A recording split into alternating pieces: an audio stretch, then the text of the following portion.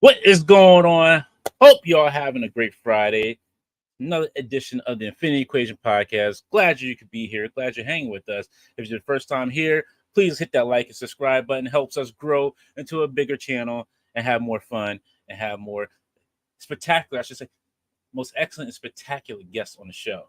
Unfortunately, Tim is not feeling too well tonight, so uh, you know, we'll send our hearts and our warm love and some chicken noodle soup to the gentleman out there who is not feeling very well.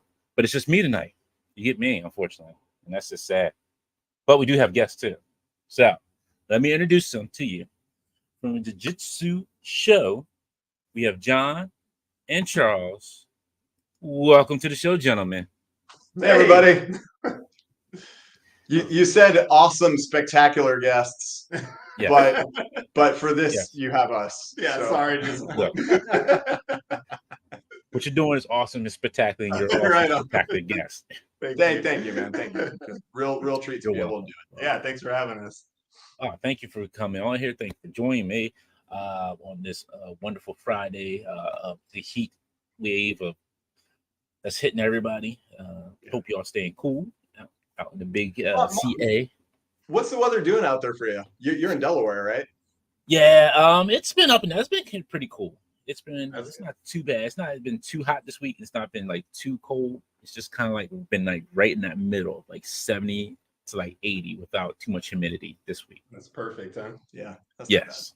Yeah, it's super humid here right now, unfortunately. bad. Yes, Southern California predictably humid in the summer. Yeah. All right. But thank you, gentlemen, again for hanging with me tonight and going over the information and many questions that our viewers may have, and I have about the jiu-jitsu. So I'm probably saying that wrong because I say everything like sound like I'm trying to say everything together. Well, we took an already non-English word and then made it more complicated, so you get a pass there. Yeah. All right. I appreciate it. Yeah. It is Jitzu: The Adventures of Nori is the full Okay, there we go. Moniker. Yeah. Yeah, there we go. Okay, so there you all have it there. See, so I want to say like the jiu-jitsu. So it's like I'm trying to say Jujutsu Kaisen. I'm like, no, it's not it. That's No. a different thing. Yes. Also cool though. No, it's funny. I have not watched that. I know it, but I haven't watched it. Yeah. My buddy Nick's been telling me about it. Like he's like, it's been okay. So, all right, I'll try to get. But no, so my buddy Josh. I can't remember. I get told so many things. I just lose my mind half the time. That's funny. But let's see who's in the chat here. Oh, sorry. Yeah. I was just saying my man Nick is in the chat. Shout out to Nick. Yes, he is here. So let's see who's in the chat hanging with us. We got Mark Rose says, "What's up?" Happy Accident says, "Yo, yo, yo." Johnny Coke, my man from Canada, says, "Goon, goon, goon squad, ho!" Yes. I love it. Dom Machichiato says, "Don't worry, I'm here." My man Dom. What's up, Dom? Pokey87 says, "Happy Friday, Goon Squad." Happy Accident says, "Happy Friday." Justin Collect says, "How's it going, gentlemen?" Well, it's going pretty good. Very well. Yeah, Very well, Justin. Pokey says, "Dante, I got my Monster High figure today, and you were right. This guy is massive. I told you, yo. This Monster High figure is ridiculously massive." Whoa, look at that freaking thing. Yo. That's Loose Collector, right? Yes, he covers my face. That's how big this boy is. Insane. But it's worth it. It's worth the money. Nice. Glad you got it, Pokey. I'm glad you got it. See, taught you into getting some good figures. Greg says, "Fun Friday, fun time." What's going on, Greg?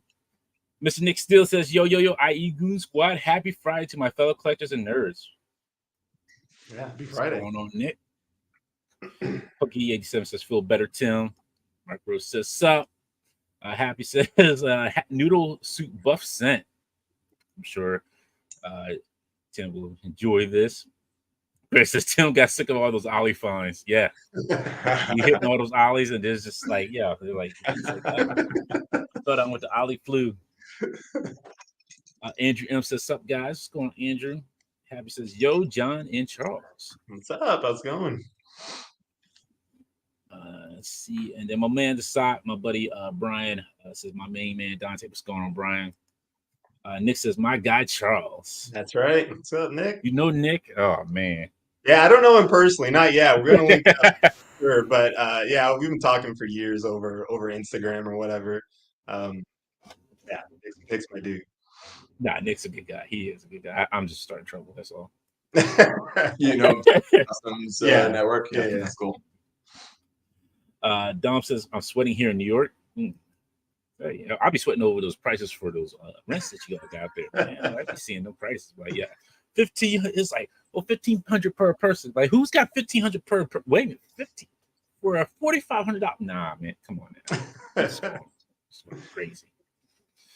Pipe says SoCal in the house. Nick says right accident. SoCal representing. Oh man, here we go. Here we go. Here we go. Starting this East Coast and West Coast stuff again. That didn't take long. Should we start fighting now? Or? Then we got Andrew M says that's a big face too. That's rude. Talking about talking about what's his face? Oh, yeah. Andrew, I don't even know you, bro. That's messed up. David R says good evening all, and Nick says laugh out loud. There's the laugh right there. Yeah. Oh, then my boy Machu. Oh, what's up, man? Yeah. So if you watch wrestling, I call Machu Sami Zayn because he has a look of Sami Zayn, and then when he has Jay Shot with him, I call him Kevin Owens. So they're like the little tag team champions. And then he calls me Oos. He says, "What up, Oos?" I'm like, "Yes, right, Usos, day one." There you go. Yep. I'm afraid my wrestling vernacular is out of date. Like when I watched wrestling, they all dressed up like clowns and hillbillies and stuff like that. Oh, so you're talking about Doink the Clown? Carry 2x4s, right? Right. You're talking about Doink the Clown and Hillbilly Jim. Yeah. Yes. Godwins. Yes. Yeah, for sure. I remember all of them. Yes. Old school. Don't trust me. I know. Tim says, "Hey y'all, sorry for being out this week. It's okay, Tim. They sent you some. They said you got sick from going to all those alleys, and they sent some chicken soup." Tim also says, "LOL. Not sorry for not being there. You guys suck." Yeah, What's your problem? Tim, bro. I think that was another thread, man. Oh man, Dom says Matthew is Jean Paris Lafette after what Kevin did to him. Oh no. Oh no. Mm-mm-mm. That's wild. Well, for all the rest of the hits out there. Just real quick, some news. I forgot to pull up the gentleman's name. Let me pull it up now. I forgot to do it. So the voice actor who did Dale Gribble's voice passed away this week from King of the Hill. So it's hard to say if everything had went through. The actors were able to, like, the studios were able to come to agreement. Will we still get that King of the Hill revival? Johnny Hart supposed to be one? Yeah, they were supposed to be bringing it back. I didn't know that. Oh, that sucks. Yeah. I was never the biggest King of the Hill fan, but I mean, you can't deny that it's an icon of animation. I mean, it was prime time for a really long time, and it makes sense that there would be a revival. That's a real big bummer. That's a bummer. Yeah. Oh man, I was super excited when they were saying they might bring it back. I was like, oh man, I was super happy because I'm like, I sat there and watched it on Hulu, and I saw I go to sleep and I'll have it playing in the background, listening. Dang it, Bobby, dang it, Bobby. What you doing? Yeah. It is a show, like, you don't have to be fully invested to be able to pick out the little sound bites that exactly. Make you laugh. It's like the perfect background show. Mm-hmm. Yeah. Oh man, yeah. That's a bummer. Johnny Hart, man, for sure. Yes. 64 years old, passed away. Too soon. Let's see. Oh man. Let's see. We got Nick saying this about hope you get better, man. Dom says the only eye patch wrestler I could think of. This is Rey Mysterio. Yeah, does that count? Yeah, because Rey Mysterio had an eye patch when Seth Rollins supposedly took out his eye, and it was just. Was that a recent thing? I don't remember that. It was recent. Yeah, this was okay. It's okay though. His eyeball grew back. It's fine. It's close call. It's like, there it is. Like, Rey Mysterio can grow eyes back. How do you do that? Miracles science. Machu says, "Damn, Dom, that was a deep cut." Yeah, it was. This fast always got me, and your show looks awesome. I was checking out the storyboards you posted. Oh yeah, get into that. Yeah, thank you. Says, the storyboards, for anybody who isn't super familiar with jiu-jitsu, it's a really popular sport. It was obviously made super popular by the UFC about 20 years ago or something. The Gracie family brought the UFC to the United States. It really is a showcase for how well jiu-jitsu worked as a martial art compared to other disciplines. And it's been popular in Brazil for a while and popular in the US for a while. And it seemed interesting that there hasn't been a whole lot of media out there that features jiu-jitsu. And one of the things that we're running into is that the reality is that jiu-jitsu in practice is a very subtle, nuanced martial art where, if you don't really know what you're looking at, it's kind of hard to follow. And we've for the fight choreography really employed kind of an anime inspired pacing to it, where it's like hyper real and fast paced, and you kind of take out some of the less interesting to look at as an outsider sort of stuff. And the storyboards have been kind of a key thing for us to really plot that out. And we're blessed to have found, actually through Reddit, honestly, we were posting some stuff on Reddit, getting community feedback on the art direction, and somebody just happened to reach out to us, and he was like, "Hey, I'm a storyboard artist, and I also happen to be a jiu-jitsu black belt." And we're like, "That's what we want." Perfect. And so he's been able to help out with a lot of the stuff that probably would have taken a lot of conversation at minimum and research for somebody who wasn't involved in our sport to pick out. But his name is Brandon Palace, and he's been amazing to work with. Now, before we get any deeper, I know these gentlemen are going to be donating to Maui, and I said any super chats that we get tonight, and I was throwing some of my money as well. We will also be adding on to their donation to Maui. Awesome. That's awesome, man. Thank you. For everybody watching is probably aware of what happened on that island. It's a travesty. That place holds a very special place in my heart. My wife and I have been there several times, and the company that Charles and I both used to work for, we owned a condo out there that we used to send people to for anniversaries and special occasions and highlights in their work career and stuff. And so we've got a lot of love for the place. And to see such it's literally heaven on earth. It's the most beautiful place you could think of. If you don't like Maui, I can't help you. Yeah. And to see a place like that just be utterly devastated, and all the people it displaced, and just tragedy. Yeah. So thank you for having us on the show. As we are making charitable endeavors an integral part of the production of this show. We feel like you get out of the universe whatever you put into it, and that's certainly held true for previous business endeavors for us, and we feel like it's going to do the same here. And so in recognition for the opportunity to be on this show, Jitzu is going to be donating $10,000 to the fire restoration efforts in Maui. So thank you again for having us on the show. Oh, you're welcome, and that's the admirable cause, because kind of just like leading back up to this, like that's what kind of got me to like when I seen that post from Charles. Charles Chop on Instagram. Yeah, Charles Chop. Chop. I'm sorry. See, that's all good. I can't even remember my own Instagram stuff at halftime. Right. That's what kind of brought me to you guys. Is what it was Charles that posted. I'm like, oh man, I was like doing an animation show and doing donations to charities. I was like, that's dope. That's something that's nobody's really doing out here. And I was like, yo, you guys got to come on and explain everything, like the show, how this is working, how it's like, how you decide, like, how you decided, like, well, instead of, we're still putting money into the show, but we're also going to donate as well. So if you kind of like go over like how that kind of actually just how everything came about, like the show, and how you came to that point saying, hey, we'll do a production of this. but we'll also donate to charities as well. Well, so that's a great question, by the way. The conversation kind of started with Charles and I. We've been best buds for close to 20 years now. Him and I actually kind of had our first outing going to Emerald City Comic Con one year, just as like we didn't really know each other, and we're like, hey, we're both kind geeks.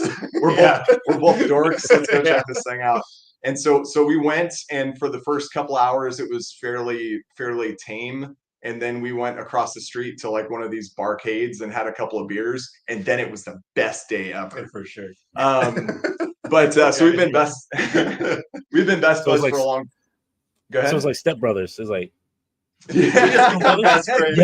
Yep. Basically. So we've been best friends for a long time, and we've done some pseudo creative endeavors. We were working on a couple of screenplays in the past, and nothing that we just had enough kind of passion for to really drive it through to completion. And then last year I sold my HVAC company, which kind of allowed for quite a bit of flexibility in my life. And about 6 months ago, Charles and I were having a conversation. We're like, man, if not now, when? This feels right. And so we started talking about topics about what we might want to, feature in a collaboration.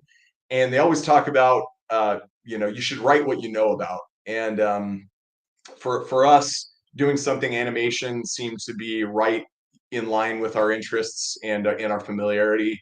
And when we were looking for what we could distill down into an entertaining concept that hasn't been done a million times, I have a sad story like everybody else does.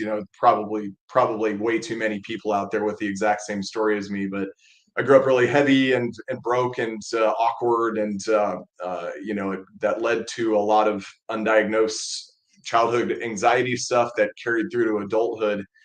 And it really wasn't until I found jujitsu and martial arts as an adult that it really unlocked a lot of stuff. Like I probably wouldn't have had the courage to make friends, really anybody, let alone go to Comic-Con with a stranger like CJ if my personality hadn't been unlocked by jujitsu. And as we were thinking about this, we're like, gosh, man, if we could somehow create something that is authentic to a diehard community in the Brazilian Jiu-Jitsu community, and also provide something that exposes people to this younger and maybe gets them involved with what is really a rewarding, genuinely effective martial art at a younger age, we feel like we could be doing some real good. Totally. And so we're like, we're going to make this fun, awesome, like Ninja Turtles-esque type thing with jujitsu. And then hopefully also get kids involved with a martial art that is genuinely rewarding, absolutely effective, might, help prevent some bullying and enhance people's lives at a younger age.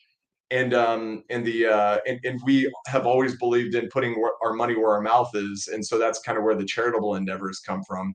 We've already donated $10,000 to Hero Kids, which is it's a charity in Costa Rica run by Hero BJJ Academy, and they do these like big, awesome seminars with the most noteworthy people in jiu-jitsu hosting them.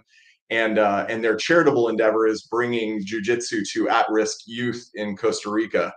And then through that, actually, we were introduced by an absolute icon in Brazilian jiu-jitsu named Tom DeBlas, who's competed at the highest levels of our sport and in MMA, and is frankly just a hero in the jiu-jitsu community.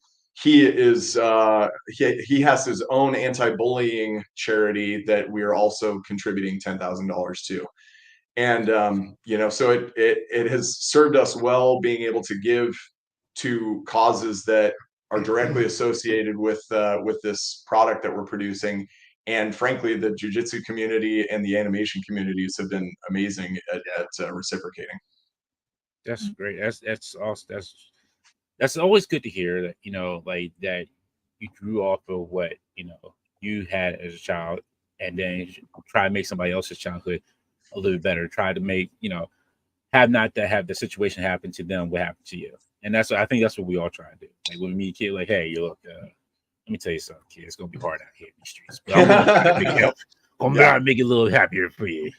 Right. Absolutely. Especially if you have the resources to do it. Like, why not? Yeah. We got some super chats here already. Thank you. Awesome. Thanks, guys. Johnny. Oh, dude, that's awesome. Yeah. My man Johnny and my man Dom. He says, draw me like one of your French girls. Okay, for real, let's start this out and put some good vibes into the universe. Thank you, Johnny. Heck that's yeah, awesome. Johnny. That's awesome. Thanks, man. Yeah. Can't say your last name on the podcast, but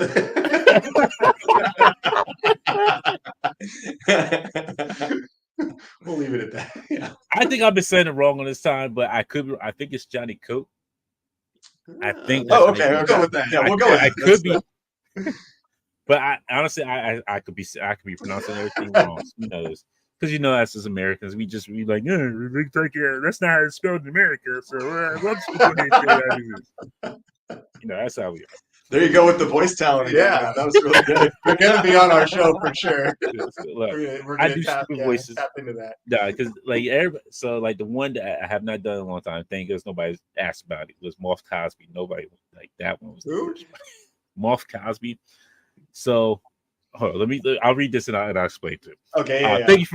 Thanks, Dom Machichiaro for the call. He says, Dom with literally the most Italian last name of all time. More Italian than his last name. Yeah.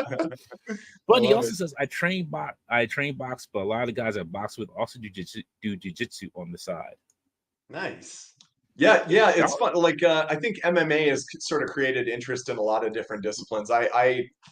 I started with jiu-jitsu and then got into Muay Thai boxing for a long time, and then MMA, and then kind of rounded back into jiu-jitsu. But yeah, certainly lots of boxers do jiu-jitsu and vice versa. Yeah. My boy Johnny Plastic Thunder says, "Ayo, what's going on, Johnny?" Ayo. Happy says that sounds great. All the best with your endeavor, and let me know how I can help, even in a small scale like IG shoutouts. There we go. Yeah, you guys, honestly, the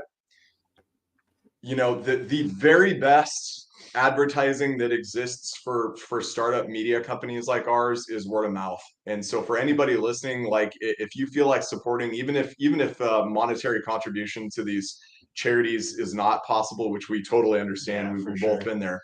Help share. The more that we can kind of get this out there, the easier it will be for us to continue to contribute to these charitable causes. And something as simple as a share and a hey buddies, follow this.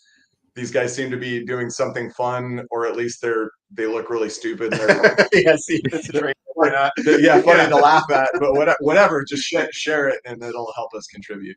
Yeah, it's at Jitzooshow, right? Yeah. JIT on Instagram at JITZOOshow.com. No. Wait, .com. Yeah, sorry. That's how old I am, by the way. Yeah, right. At AOL.com. We all old. We are like, what? Netscape. Yeah, I heard Netscape. Yeah, that was the first thing that what?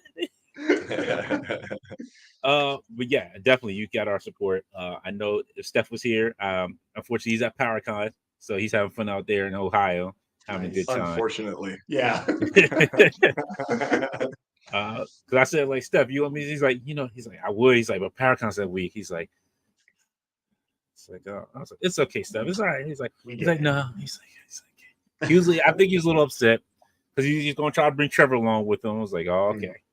Bring old Trev with you. Old troublemaker Trev. Troublemaker Trev. Dom says, Moff Cosby, yes. Okay. Yeah, explain this. Yeah. We lost that. So, Star Wars Black Series had came out with Moff Gideon. Yep. And I said, what the figure looked like, I was like, he looks like Bill. Oh, okay. Yeah, okay. So I was like, Moff Cosby. I was like, who's leg go, girl? Lightsaber belongs to me, and your blood is going to help me become the strongest son of a man. Oh. We have no John putting Popsy here. The Mandalorian cannot help you now. Oh. Wow. Moff Cosby got started. That's so funny and so dumb. God, that's amazing. I was about to say it's dumb. Yeah, but it is. I love it. What's going on? No chewing. Grace says more Cosby. The most Dante thing ever. Lord.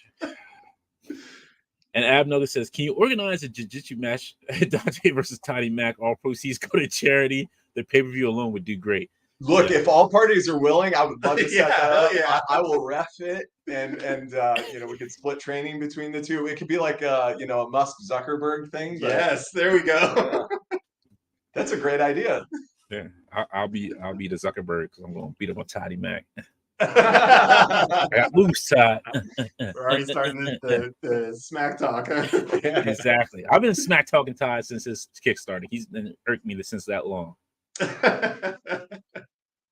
Johnny says, I just scanned y'all's Instagram. These images would translate well to toys. See, we are look. Well, funny you should say that. Here we go. Yeah. There you go. Yeah, I mean, it's definitely up our alley to do such a thing. If we can, we'd love to explore that for sure. That's absolutely in the pipeline. It's probably no surprise, but a lot of this there's a strong influence from things like Ninja Turtles and stuff like that, and there's no substitute for the tactile, interaction of being able to play with these things. And we think collectors in the jiu-jitsu community would love them. We think kids would love them. That would be like a dream freaking come true for us. Yeah. Thank you though. Great feedback. For sure. Yeah, that'd be awesome. Nick said, meanwhile, Mark Cosby spikes the green alien tip milk.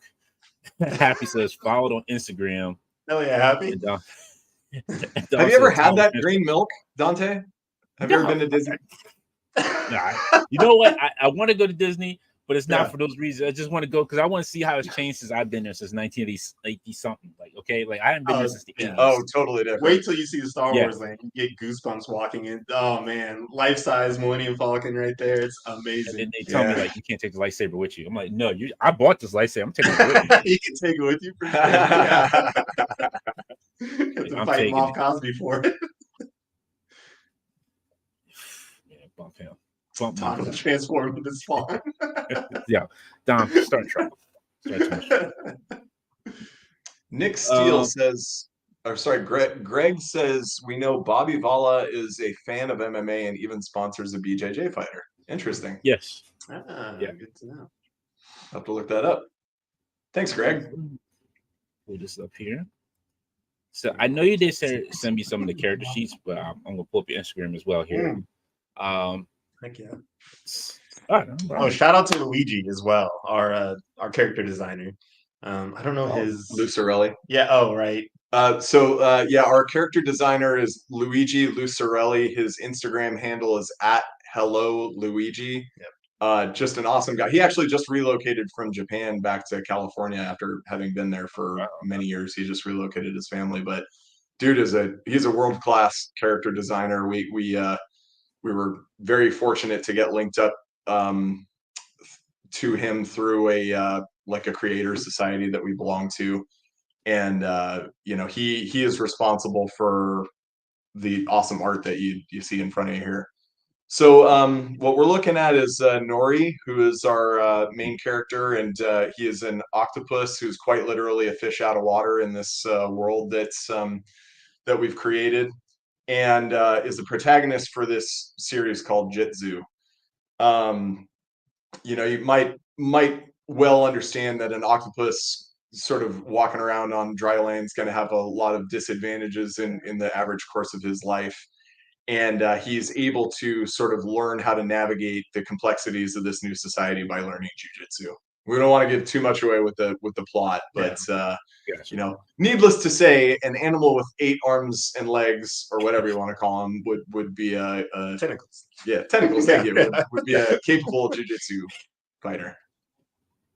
Nice. And so I'm assuming like the headpiece he had on is like water. Has water. It's filled with water. That's right. Or is it? Yeah. Okay. I'm glad it translates. Yeah.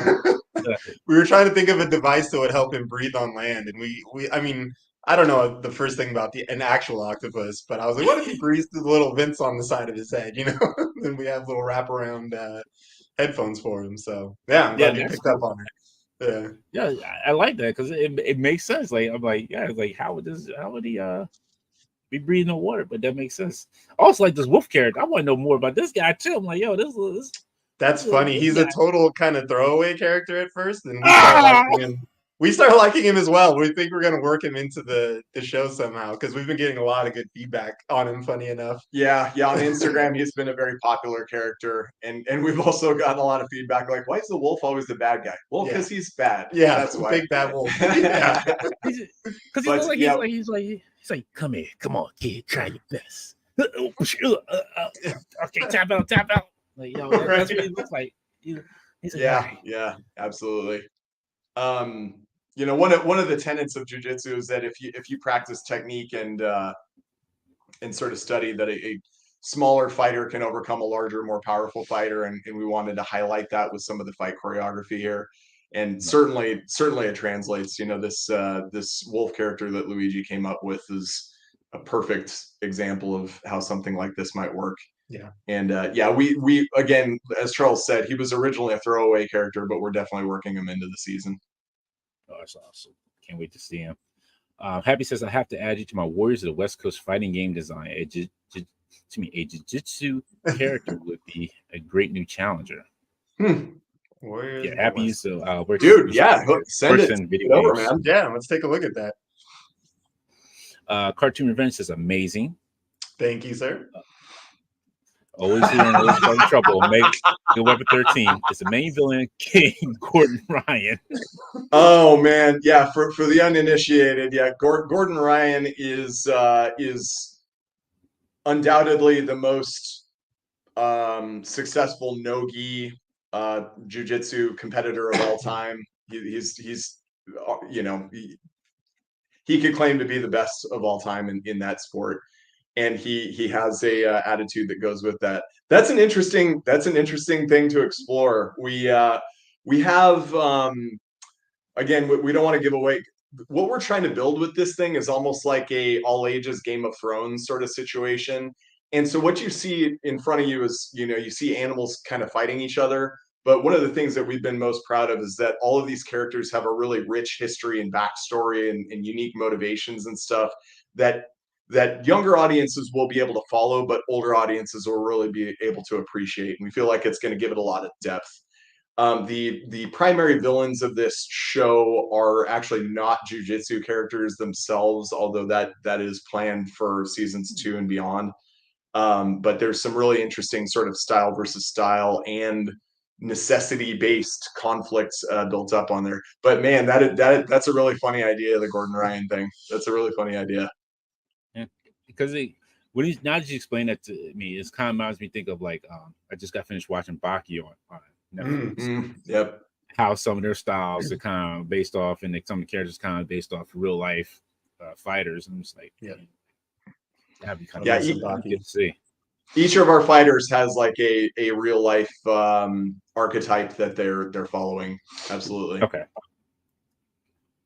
Greg says anthropomorphic character designs. Okay, cool choice. Going that route over straight up humans. It makes sense. It makes for some cool options. Yeah. And then he says it's a hard one. Lycanthrope designs tend to really draw people in, which is very true. Like I was saying before we started, like that veteran Williams, everybody loves it. They love a werewolf. Yeah, there we go. And you got a wolf in there. Like people love it. People love that. Where would you, Dante? Where do you lie? Would you be a I'd like to ask the audience here too. Would you rather be a vampire or a werewolf? Werewolf all day. Werewolf, huh? Totally werewolf, man. Because if you're a vampire, because then you're just toting that song. And for those who remember, like for those who were born in the 80s, you remember the song, "The Freaks Come Out at Night." The Freaks come out at night. Yeah, man. Like you don't want to be that dude. You be like, hey, here we go. Well, wolves only transform under a full moon, right? Yeah. But I can still be human during the day and do regular stuff. I still gotta get a job, though. Fair. Yeah. I still gotta get a job as a human. Like, I still gotta go to work, and I gotta be up all night. This is gonna be great. Gonna be tired in the morning. I don't know. I've always had a thing against vampires, man. Exactly. We could be the new Blade. Like, And I'll say this, and I always go back to this line. Always a motherfucker trying to ice skate uphill. That's solid. I will follow you on that parade, brother. Yeah. Need more blade out there for sure. Exactly. Need more blade. RG always showing up at the quarter past hour. But what's going on, Art? He says, "What's up, guys?" Nick says, "These designs are legit and super cool for picking an octopus as a main character. You don't see people going that route, even for anthropomorphic stories." Yeah, the idea around the octopus, I think there's a couple things, but it's kind of a squishy animal. It's not known for being tough necessarily. It's kind of at a disadvantage on land as well. So it just kind of made sense as an interesting dynamic for a character that people could probably relate to pretty good. Yeah, and there's a real interesting sort of dichotomy that it introduces to, like octopi or octopus. Octopi. I think that's a real world. Octopi in the water are extremely capable animals, right? Like they've got 8 arms, tentacles, whatever. They're super smart. They can fit through anything their beak can fit through. They ink, they can jet, they change colors and stuff. But you put them on land and they're pretty useless. And so it kind of provided the perfect catalyst and situation for us to have a character that kind of needed jujitsu, something where they could overcome a stronger opponent to be able to survive in this world. Yeah, exactly. So the character you have here is Misha. She is the female lead character of this show. And she kind of comes from the opposite sort of starting point that Nori did. She bears in this world are sort of some of the larger, more powerful animals that exist, and they're sort of expected to be guardians and enforcers and those sorts of things. And Misha's father certainly comes from that history and expects that from her. Misha's mother has passed away, and we'll kind of explain the circumstances over the course of season 1. But Misha is a physically capable character who doesn't really have any interest in hurting people. And she's kind of been assigned this warrior lifestyle and loves the fun, playful, competitive element to the jiu-jitsu part of it, but doesn't really want to kind of hurt people. Yeah. And it's her and Nori end up having this perfect complement from one another, where you've got a guy who like literally needs this to survive and is kind of an anxious character, but is able to push through it through necessity. And then on the other side, you have this very physically powerful character who has all of the tools she needs to be dominant in this sport, but just doesn't have the whatever that is, that violence in her that might be required to really pull it off. Right. That's good. You always had to have that balance too, like, which is nice. It's like, one character needs it, and then one character's like, you know what, violence is not always the answer to everything. I don't have to, snap necks and break arms around here. Yeah, and we found that like it's kind of like Luke Skywalker and Han Solo. Like pieces fit together well. One fills in the gaps that the other has, and vice versa. Kind of yin yang thing. Greg says nothing wrong with having throwaway characters. Vegeta was designed as a one-off villain for DBZ, and look what happened with that. I had no idea. Is that true? That's wild. Because what's the name? Toriyama hates him. He hates Vegeta. Really? Yes, he hates Vegeta. Like, he hates writing. He's like Vegeta. One of the better characters. Yeah, but like, he's like, he understands. I don't think he understands why everybody likes him, but it's like he hates writing him. He hates Vegeta. That is unbelievable to me. That's crazy. Yeah, that's funny. That's that dynamic between those two characters is actually something that we use to study as the dynamic between our lead and the rival in this show we're making too. That's interesting. Vegeta could have just been a throwaway. Good to know. Johnny says, will there be a parody Logan Paul type character showing up to set up a card and build hype for the stack of cash? Johnny, there will never be a Logan Paul. Yeah. First, they want to give him as little attention as possible. Look, more power to him and Jake. Yeah, can't knock the hustle. I mean, they're doing great on their own. They don't need our exposure, man. Yeah, for sure. You know why Johnny say this? Because Johnny's a very good artist. Oops, I'm not down my sign. Johnny's a great artist. He does some great work. He's up in Canada, but Johnny does some good work. I think that's just somebody you can recruit there too. Johnny be like, yeah, I love draw. Let me go ahead and draw this for you. Okay. This is my local Paul character. He's there to hype some cash money. Back to your other question. Oh, right. Yeah. Grace says depends on the version of vamp and werewolf. There are many iterations of. Oof. I don't know how deep we want to get into that. Right. I choose werewolf. Omar B, what's going on? How you doing? And then Omega says, how about jellyfish with jiu-jitsu? Oh, think about a jellyfish. That's really cool. So there is a logic behind which animals have sentience in this world and which do not. We've kind of been able to there's sort of like a baseline intelligence that's required to be a sentient animal, like one capable of communicating with other animals in this world. And a brainless floater like a jellyfish is probably a bit below that. Yeah. Although it would be awesome to see. It would be pretty cool to see. Yeah. As useless as an octopus is.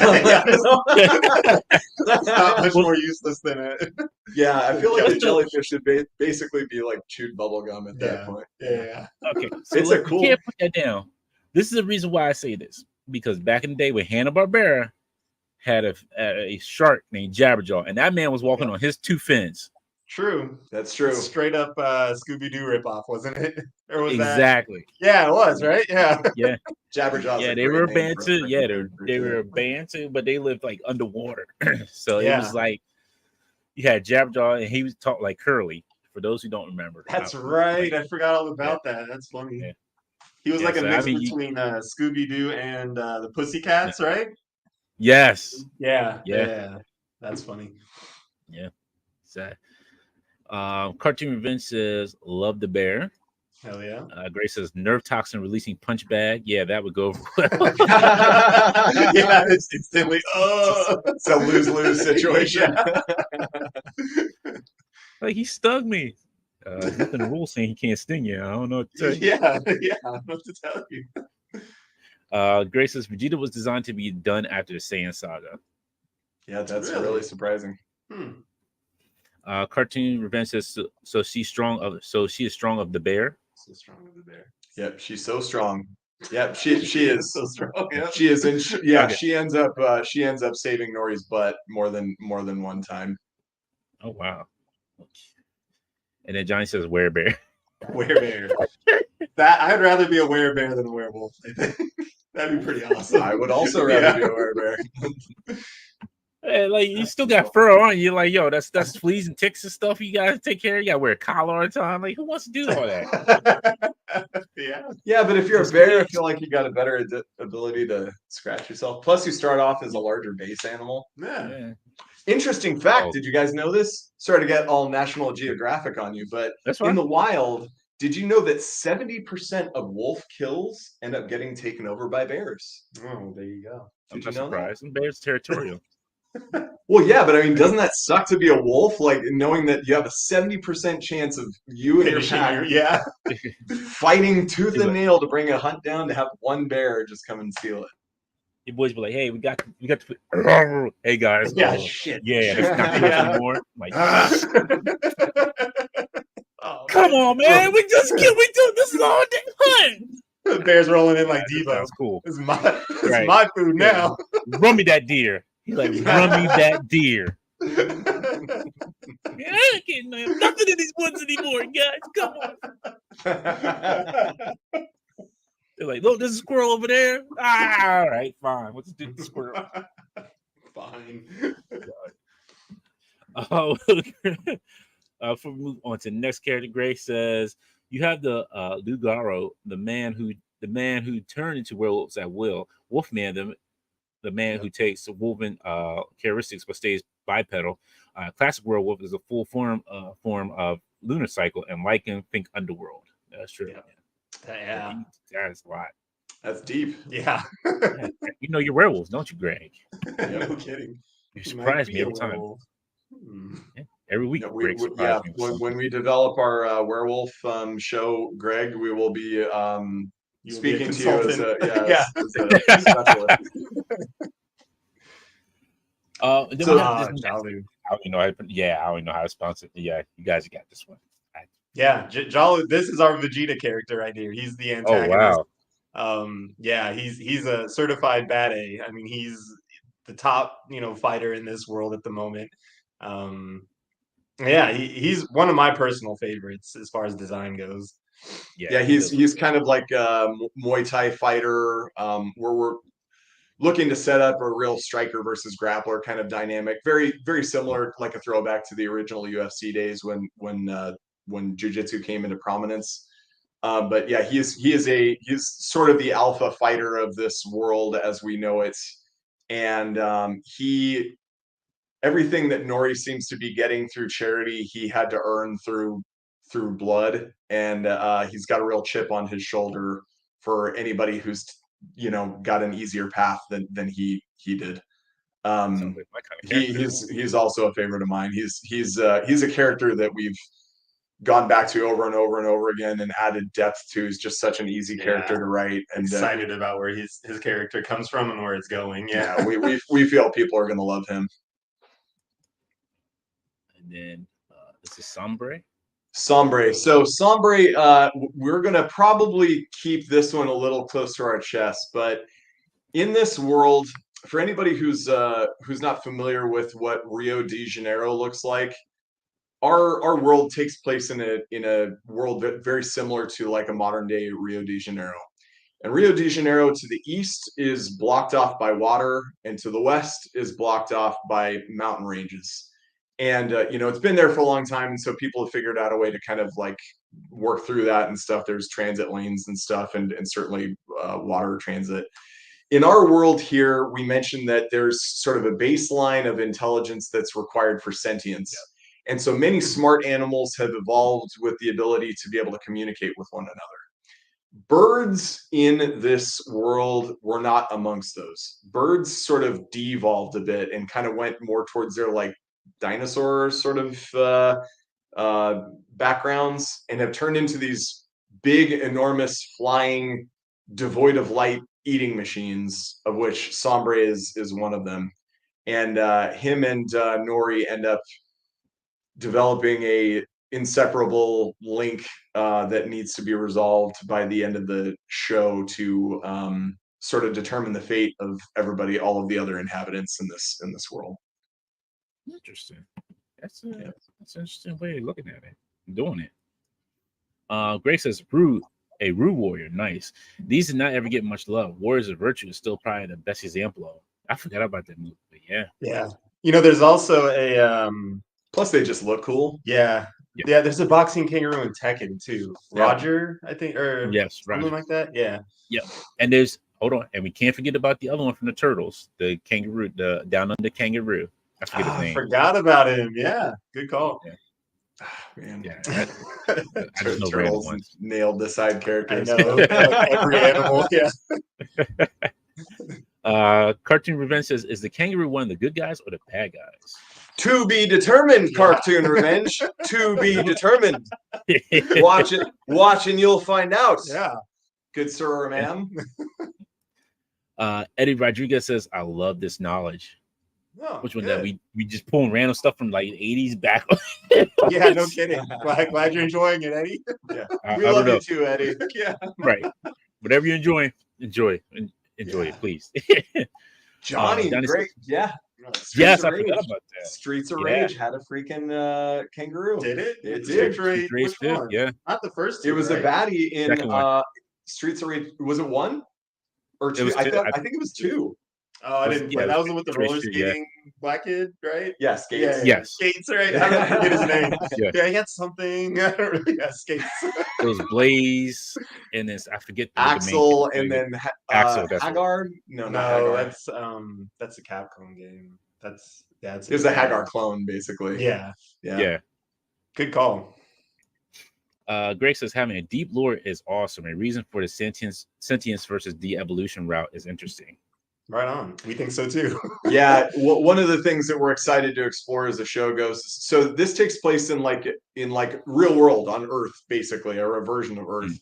And basically this world that these guys live in, imagine if humanity just blinked out of existence, right? And over centuries, this world that they live in has just become overgrown and reclaimed by nature, and animals have developed this sentience, which has kind of led to this situation that they're in. They're like living in this petri dish where there's not a lot of resources and there's a lot of animals competing for them, and they sort of all have to work with each other but against each other at the same time.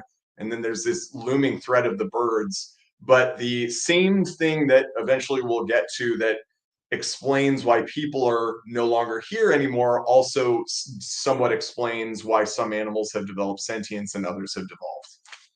Gotcha.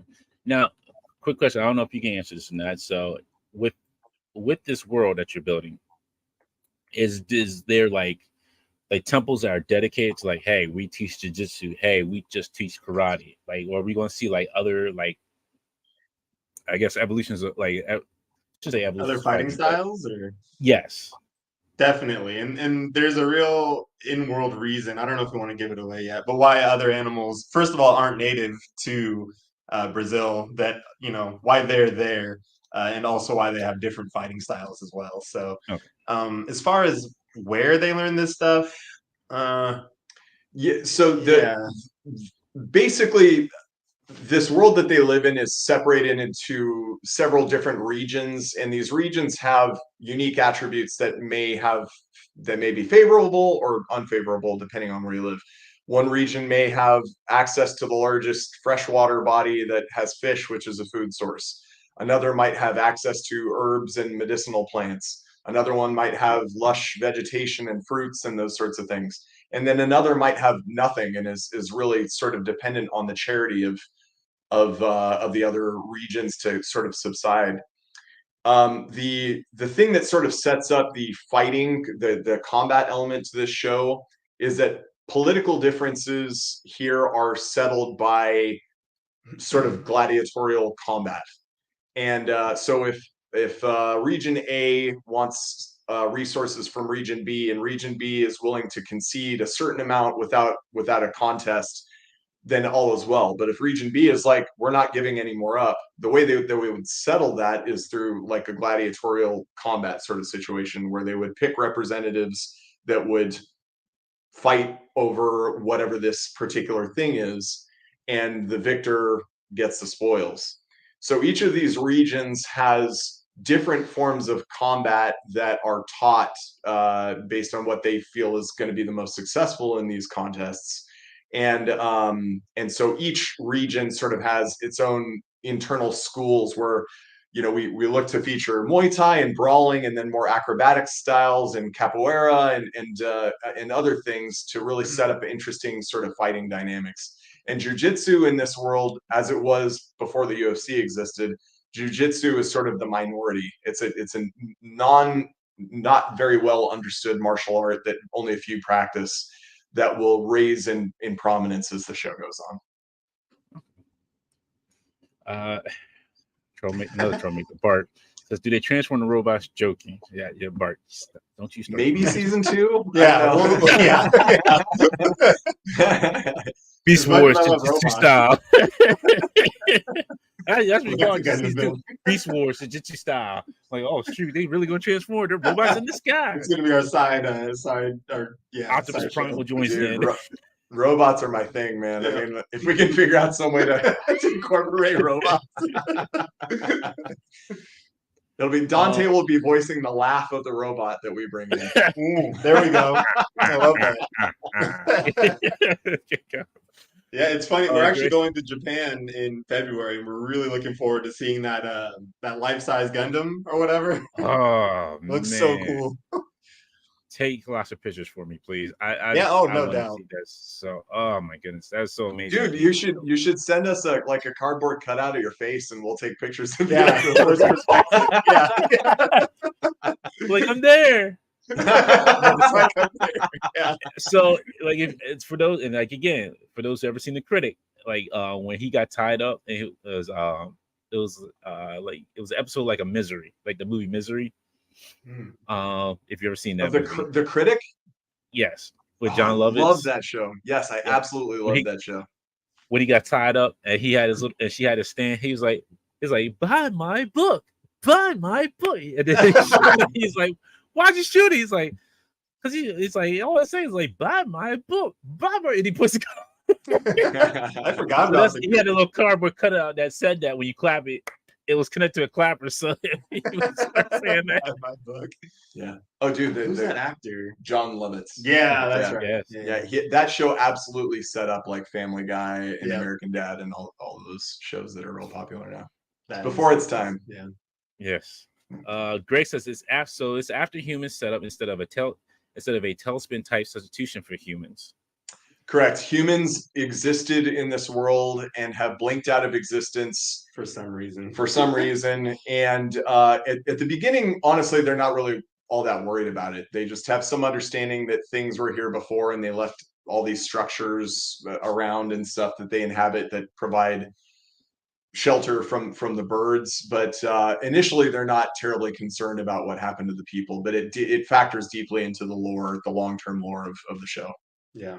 And it's cool because we'll get to see like a bunch of artifacts, human artifacts left over, which are repurposed in really interesting and potentially really funny ways. Because, they have no context of how things are used. So they use them in totally random ways.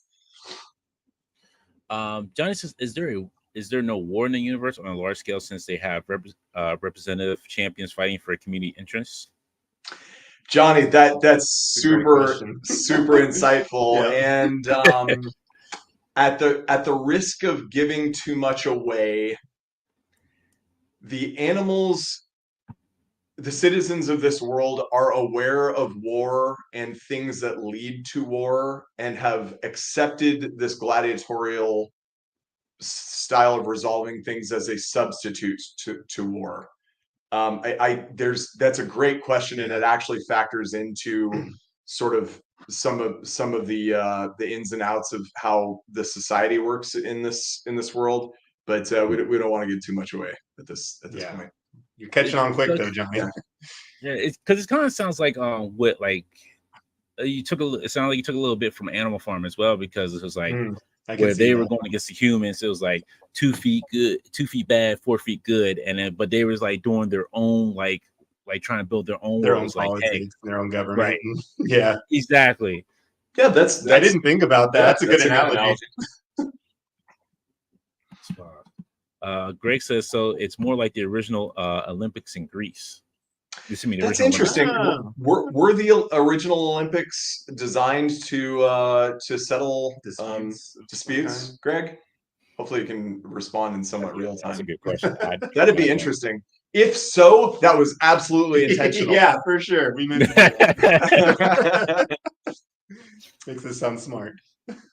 So this is our sensei character, if you want to call it that. It's not really called that in jiu-jitsu, but his name is Helio, which is the godfather of Brazilian jiu-jitsu, is Helio Gracie, and we wanted to pay homage to the roots of the sport.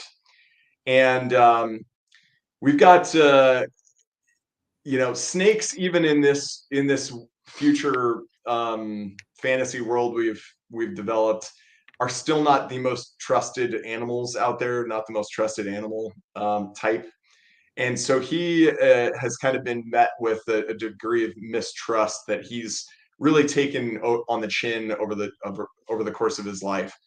And he is the entity that has kind of developed and kept jiu-jitsu alive in this world. And because of his kind of outsider nature, by virtue of people not trusting him, he develops a special bond with Nori, and also identifies that there's certain things about his own physiology that that match with Nori, and feels that Nori has quite a bit of potential for this art. He unlike we wanted to keep the characters sort of true to type in the jujitsu community. And I don't know. I would love to actually know if anybody in the chat here has ever done jujitsu. But when most people think of martial arts, they think of the typical like Bowdy or Sensei, really rigid kata-based martial arts, and that has not been my experience with jujitsu at all. My experience with jujitsu has been that it's extremely welcoming, it's extremely casual, and that the coaches are not there to break you down. They are there to really kind of befriend you and keep you in the gym, and have taken individual interest in basically every person in their studio or academy or whatever you want to call it. And we wanted this character to reflect that, even though because of his nature, he's maligned and sort of cast aside and mistrusted. He's taken a lot of that on the chin and has been able to kind of share that sort of personal integrity and durability with his class, and serves a a critical part in Nori's development for sure. And and I agree to wherever to everything that you just said. To everything you just said. Because I have a friend. He had a stroke and he went back doing jiu-jitsu, and that helped him get over, like, get back to like his physical proudness that he was at. And he loves you said he had a stroke? Yeah. Wow, man, that's nuts. Yeah. What's your friend's name? Jared. Jared, dude. He was in Wisconsin. Awesome, he was in Wisconsin, yeah. Okay. But yeah, he loves he loves doing Gracie Jiu-Jitsu. He loves it. He loves it. That's cool. What a story. Yeah, there's Tom the Blast, who I mentioned earlier. He's competed at the very highest levels of this sport, and has been a champion for not only jiu-jitsu, but a champion against bullying. He himself he's written a book about it, which I highly recommend to everybody. But he grew up with firsthand experience in bullying, and jujitsu was a pathway through that for him, and he's been a big advocate. But he has this great quote, which I share with everybody who will listen to me for 2 seconds, that no matter who you are or where you come from, there is room for you on the mat. There's something for everybody in jujitsu. And that story you just shared about literally somebody who suffered physical trauma, like a stroke, man, bro, that's the computer, dude. That controls everything in your life. For them to be able to find a path to wellness through jujitsu, oh my God, man, what a testament to the sport. That's amazing. Yeah. Got some more questions here. Yeah. Everybody's loving this. Grace said, so it was a conflict substitute, and also why it got revived in modern times, and it took on more of a sports proudness direction now. Interesting. I didn't know that. Cartoon Revenge says a snake karate, just like Viper from Kung Fu Panda. Not quite, not karate, but yeah. Was there a snake in Kung Fu Panda? There probably was. Yeah, there probably was. Don't ask me. Kung Fu Panda, by the way.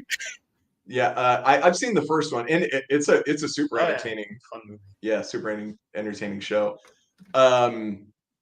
We feel that the depth of story and of character that we're creating in this is going to be pretty unique in animation. Mm-hmm. We before we deliberated on this, and by the way, I should back this up by saying all of the money that is going into this project is our money. Yeah. And so we didn't want to jeopardize our money unless we knew we were really bringing something special to this community. And animation is tough as it is, but we feel really strongly that people are going to be able to connect with our characters in a way that they may not have been able to before. Yep. Well, I mean, people are already connecting here, and apparently it's chat's wild. like loving it. Well, that just says something to the intelligence of your fan base, Mr. Dante. Smartest fans I've ever met, if I may say. Yeah. The Goon Squad is A-OK. Okay. Johnny says, if you got to make your toys right now, will Nori and his snake mentor be bendy, or will you swap out tentacles and tails that maybe just swivel and be pre-sculpted into the desired action pose? You could also go the Rebel Tech route with a million different little. I don't know if I would go that route, but ball joints everywhere. Like, here we go. It'd be so hard to handle. I would say bendy wire. It's probably not cost effective, but man, that's interesting though, man. My experience with bendy wire, and it's come a long way, obviously, but is that the actual appendage quality seems to be less than the permanently posed. Man, if I had to go, idea is not bad. Yeah, my gut would say swap out, but it definitely limits what you could. Oh man, I don't know. I mean, that's a great question. You could probably get away with bendy wire like they did with the Doc Ock, like because like and the Doc Ock stuff looks great, man. Yeah, and I mean you'll be able to like just bend the tentacle, like okay, let's bend it this way, or like kind of wrap it around like this, like almost like a fist kind of like thing at the tip, like at the tail end of it, at each tentacle, and like okay, he's standing on these 3 tentacles, but he's using the other ones as like fists, like. Yeah, and I mean certainly if people were going to recreate scenes via action figures, the bendy wire would lead to the greatest depth of being able to do that. That's a really good question, Johnny. Yeah, that's not think about it, because like if you get Nori into like that crouching tiger pose, like you have like the 2 tentacles like this, that'd be pretty cool. Yeah. That'll be in there, by the way. That's already in the choreography. I did not know. They did not tell me any of this ahead of time. This is just wild guesses I was just giving out. Is that good? Speaking of bendy wire, this is kind of off topic here, but I'm super excited for that Dulcim, the Jaded Toys Dulcim coming out with the bendy legs and the bendy arms. It looks so good. Dude, that's awesome. Yeah, I'm all in on that line, by the way. That's totally off topic. No, I understand that because I just want him in that one pose, like Yoga Flame. Yeah, Oh man, I'm excited. Oh goodness. Dom says a lot of these sports do help with physical issues. Boxing helped me get rid of my carpal tunnel. Wow, that's that's interesting, Dom. I also have carpal tunnel pretty bad, man, and that's been one of my defining challenges. Like Charles will attest to this. I sleep less than any person you've ever met in your life. Yeah, and I say that without like any bit of hyperbole. And carpal tunnel has been one of those things that has impacted that.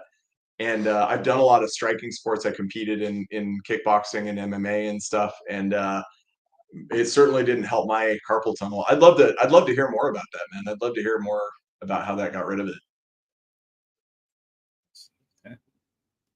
Let's see.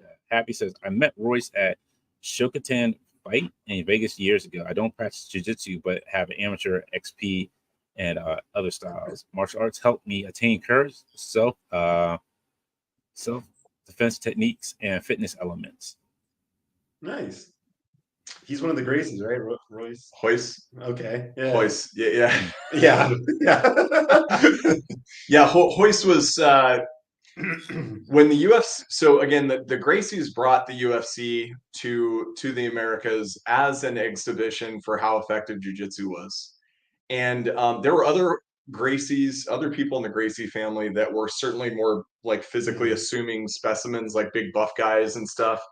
But they chose Hoyce because Hoyce was kind of an unassuming guy. He weighed about 170 pounds. I think he's 5'10", 5'11". Hopefully I'm in that right ballpark because I'll get cremated by the jiu-jitsu community.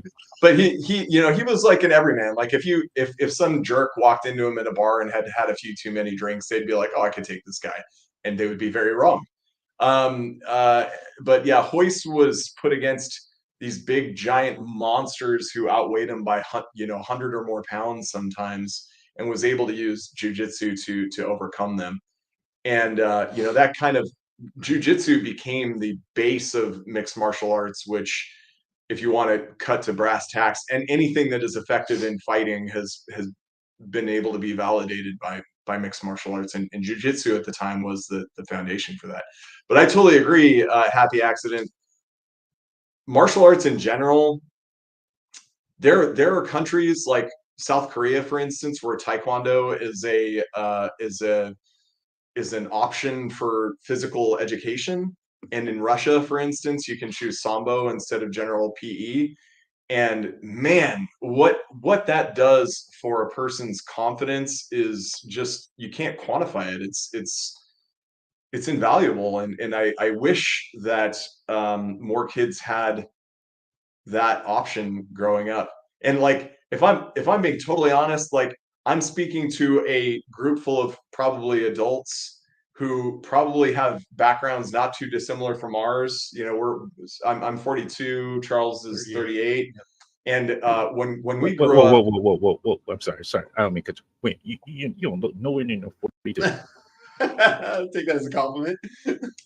I am 42, sir, and I've been punched in the face thousands of times.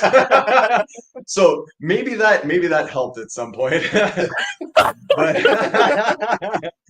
But you know, we grew up reading comics when it was not cool, and collecting toys way too late for our ages and stuff.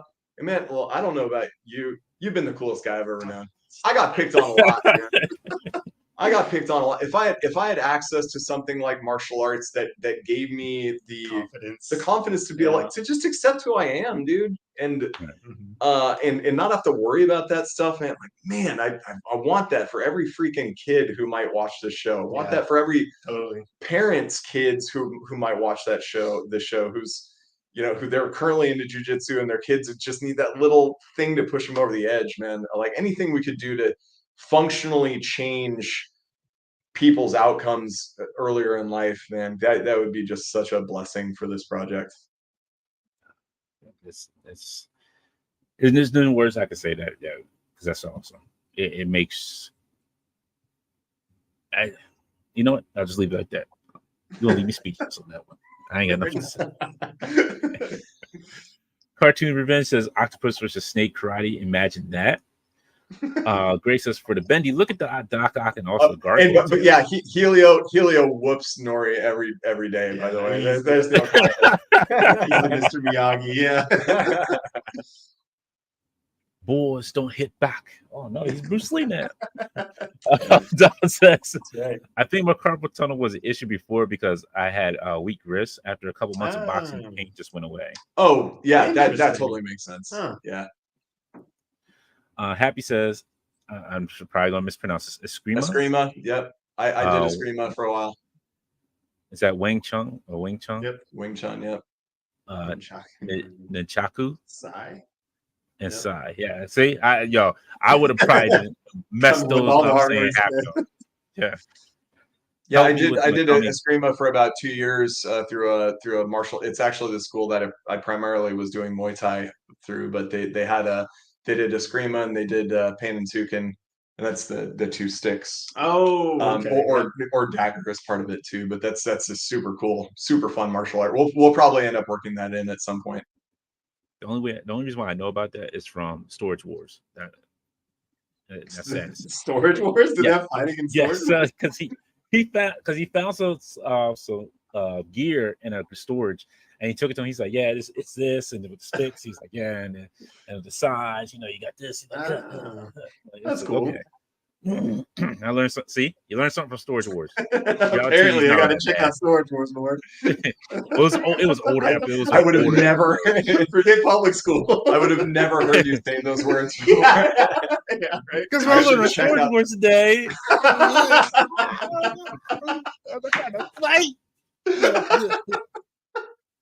Loudest parts. Yeah, that's funny. Nick says 42. Huh? You sure you're not a vampire? Yeah, see, this is why I speak so openly against vampires, is to throw you off. Yeah. He's like, shit, they're on to me. It's a very specific question. Yeah. Don says boxing and powerlifting also helped a ton with my epilepsy. I didn't know that, Don. I've heard so much more about you now. Only do a bag and mitt work. Still end up accidentally punching myself in the face sometimes. Oof. accidentally. Yeah, dude, Dom, that's so interesting, man. I have an epilepsy adjacent problem called trigeminal neuralgia that this has also been really helpful for. If you look it up, it has a terribly grim prognosis, trigeminal neuralgia. I take anti-epilepsy medication for it and stuff, and martial arts has absolutely helped with that. So it's funny how these things have an effect on your life, man, in ways that you would never guess. Yeah, trust me, because I always grew up with asthma, so I'm just like, yo, it's like, yeah, same. I couldn't do nothing. Couldn't do nothing strenuous, like, yo, because if I do something strenuous, you'd be like, yeah, I gotta go to the nurse. I need to inhale. Yeah, I know that well. Yeah, you'd be like, yo, man, I can't do this today. And now, like, as I gotten older, it's gotten a little bit better because I know, like, because at that point, you know, like, how much stress you can put on your body. Yeah. Especially when you start working out, too. It's like, all right, how much, how far can I go? Oh, you gotta stop. That's our tipping point, because then now it's gonna kick in. Asthma's like, hey, what's going on? It's right around the corner. Yep. What's going He's like, on let me go ahead and squeeze his lungs. Yeah. Because with that, like, it's pretty deadly. Like, I joke around about it, but you mess up. Like, if you've seen and heard of people like just have an asthma attack and just end up dying, unfortunately, like playing football, just doing practice, like, and just doing like sports stuff, and just like, yo, because they can cut off your airways super quick. I was put in the hospital when I was younger for asthma. Yep. They had to put me on a breathing machine. Yeah, it's no joke. Yeah, I did a couple times. Yep. I may have a serious misunderstanding about the implications of asthma, because from my understanding is that if aliens came to Earth and grabbed you and shot toxin into your mouth, this is from an M. Night Shyamalan movie. Oh, okay, gotcha. I was like, nothing's going in my mouth. Asthma is basically like a superpower. So I don't really know what you guys are. It's the worst. Yeah, at that point, my superpower would be death. I'm like, asthma man. I'm like, I need to inhale, and it's always like, and I don't understand. And with that too, like, people who have asthma movies, like the inhale is always like out of their reach. Like, why is it always out of your reach? Mine's in my reach. What's that? Your inhaler? The inhaler, like, yo, like, why's out of mine's reach? in my pocket right now. Oh, maybe not. Yeah, it is. I got it. Yeah, so that's embarrassing. Proof. Yeah, proof. I got it. Look, see, got one of these joints right here. Buterol, right here. It says the Buterol. I'm surprised you made that right here. Medicated, like with some arms and legs. Asthma man. Yeah, the power to not breathe well. Doesn't really. Yeah, it worked great in science. It worked great in science. Full inhalers. I'm like, oh man, it's got 5 more shots in it. I'm good. That's funny. Oh, Brandon's in the chat. What's up, Brandon? Yo, Brandon, what's going on? Real quick, this is Don says I mostly know Eskrima from Nightwing and Steve Blackman. Look, Lord, you brought up Steve Blackman. Stop. Yeah, Steve Blackman. It's super. They teach a lot in fight choreography for like comic book style movies too. Like I know Scarlett Johansson went through a lot of Eskrima training, as maybe did Snake Eyes also. Snake Eyes and Charlize Theron in that terrible Aeon Flux movie. Oh, I didn't see that. Yeah. Didn't miss anything. Okay. I missed it, yeah. It's kind of you missed Charlize Theron. Yeah, that's fair. But in that, you really didn't miss a whole lot. It was like, yeah, the cartoon's fantastic, but I don't know about that movie. Post Productions, Brandon, a good friend of the show, says, hey fellas, excited about the possibilities of Jitsu. Been a fan of Charles Chop for a long time. Yeah, man. The feeling's mutual. If you guys don't know Brandon by now, I mean, check out his Instagram. He shoots maybe the most beautiful action figure photography, ACBA specifically, shots you'll ever see. So yeah, check him out. Trading cards, and then he was on. The trading cards. That's right. Yeah. And he was on with us when we had Cal Dodd on from X-Men anime series. So hell yeah. That's what's up. Check out that episode. Yeah, let's do cheap plugs here too. Yeah, that's all good. Yeah, plug my cheapness. Yeah, no.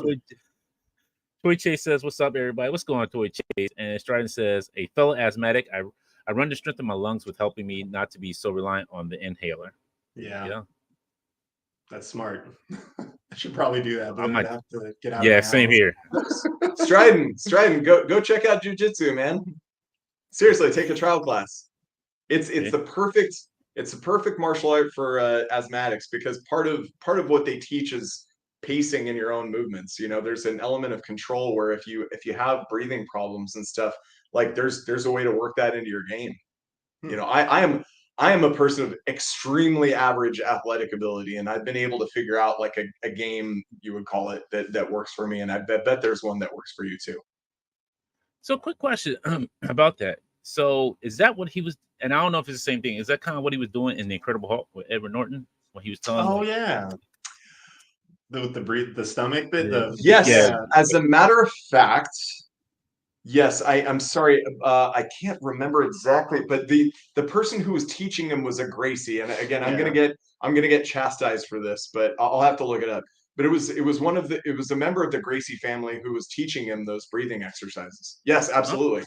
And there's a great analogy right there. Yeah, Jiu-jitsu is about technique and control. Oh my God, it's just such an amazing martial art, guys. I mean, I think for a lot of people, there's a level of intimidation, and I myself am guilty of this.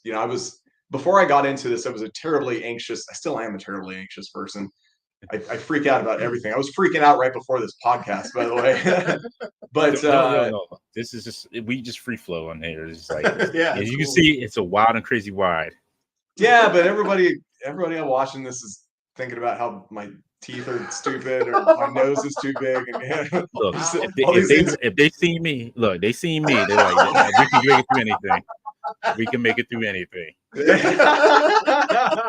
They're probably like, Dante, go ahead and turn your camera off. We're good. We don't need to see you. We're good. Yeah. I love it. That's funny. Yeah, but I totally forgot where I was going with this. Oh, you said yeah. Well, it helped. It helped with help with my anxiety, but man, for most people, I think the idea of getting into any martial art, let alone jiu-jitsu, where you're like literally face to face with another person, potentially trying to tap you out or whatever, is a really, it's a really intimidating thing. And I think that what most people find when they actually start doing it is it's really not you against another person. It's kind of you against yourself. And you have to think of it like you're learning to walk. Like when a toddler is learning to walk, they freaking fall a million times before they actually get it down. And when they fall, they don't freak out. It's not terrible. Like you just get back up and you try it again. And that's kind of been what my path through jiu-jitsu is. Like when you start out as a white belt, like, yeah, you're not going to be as good as a black belt. That's just the way it works. Yeah. And you learn to survive just a little bit longer, and you suck a little bit less every single day. And what you get for it is literally a series of attributes that cannot ever be taken away from you. You gain confidence, you gain friends, you gain you gain fitness out of it, you gain self-control, and it has unlocked some opportunities in my life that absolutely would not have existed without it. So anybody who's listening to this, man, jiu-jitsu academies, dojos, whatever their unique moniker might be in your area, are the most welcoming environments that you're likely to walk into outside of maybe a Comic-Con or something like that. And they would love to have you there and check out a trial class, and it may just be the best day of your life. Awesome. Happy says, gotta bounce. Nice to meet y'all. Great stream. Peace, y'all. Trapticon soon. He does some great videos on Instagram. Okay. And here we go. Here's Robert. Dante loves to train his mind, his mental battle with the potential for AOA to come up on the show. No, Rob. Told you AOA. What? AOA, are we not talking Age of Apocalypse? Is that? I hate Age of Apocalypse. I hate it with a passion. How do you really feel about it? It's the worst storyline. I have such a love-hate with it, dude. It's such a 90s book that I do have a reverence for it, just out of nostalgia Exactly. alone. It came out at a very impressionable part of my life. Yeah. And and I'll be honest, man, I love the character design for Apocalypse during that period. Apocalypse was pretty cool. I love that design. He's like, nope. Oh, then here come Brandon. No, Brandon, no. Why? Oh yeah, he's a big fan of AOA. Yeah. So all right, what about AOA's appearance in X-Force? That was pretty sick with the Apocalypse Wolverine. I don't know if you read that run, the Reminder run. I did. Yeah. Yeah, I did. Not even that. That You're was not feeling fun. that either? Okay. It was okay. Yeah. It was okay. It wasn't great. I thought it was done well. I just can't stand AOA. That's that fair. I get it. That and the Clone Saga. Clone Saga, One More Day. Well.